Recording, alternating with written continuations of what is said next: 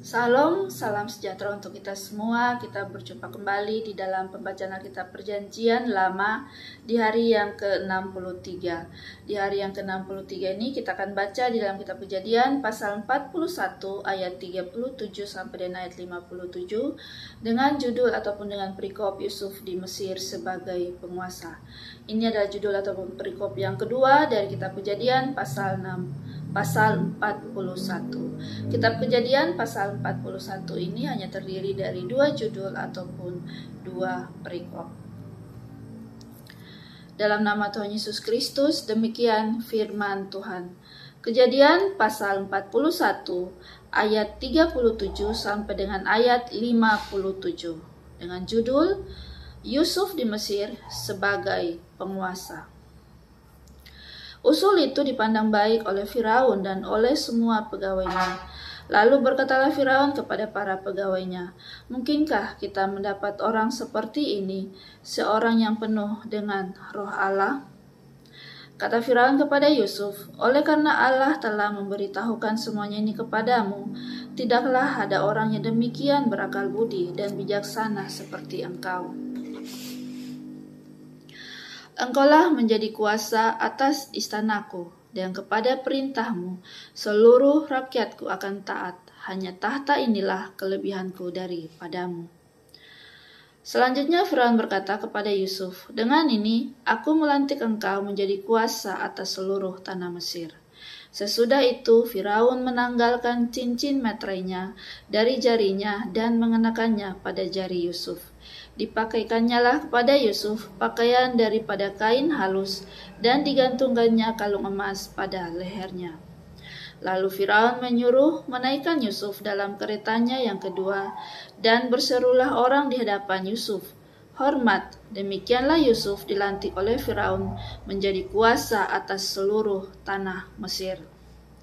Berkatalah Firaun kepada Yusuf, "Akulah Firaun, tetapi dengan tidak setahumu seorang pun tidak boleh bergerak di seluruh tanah Mesir."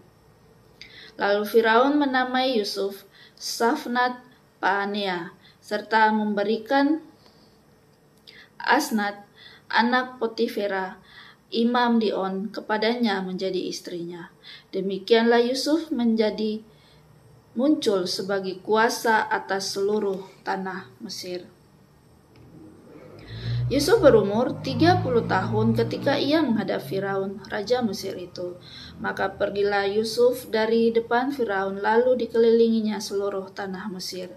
Tanah itu mengeluarkan hasil bertumpuk-tumpuk dalam ke-7 tahun kelimpahan itu. Maka Yusuf mengumpulkan segala bahan makanan ke-7 tahun kelimpahan yang ada di tanah Mesir, lalu disimpannya di kota-kota. Hasil daerah sekitar tiap-tiap kota disimpan di dalam kota itu. Demikianlah Yusuf menimbun gandum seperti pasir di laut, sangat banyak, sehingga orang berhenti menghitungnya karena memang tidak terhitung. Sebelum datang tahun kelaparan itu, lahirlah bagi Yusuf 2 orang anak laki-laki yang dilahirkan oleh Asnat, anak Potifera, imam di On. Yusuf memberi nama Manasye kepada anak sulungnya itu, sebab katanya, "Allah telah membuat aku lupa sama sekali kepada kesukaranku dan kepada rumah Bapakku."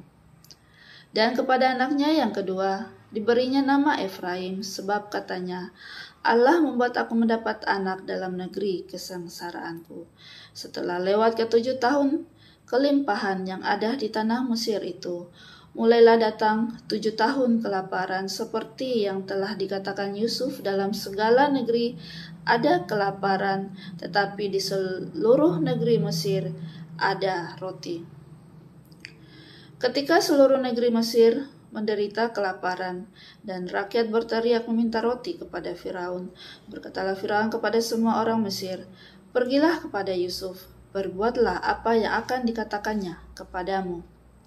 Kelaparan itu merajalela di seluruh bumi, maka Yusuf membuka segala lumbung dan menjual gandum kepada orang Mesir.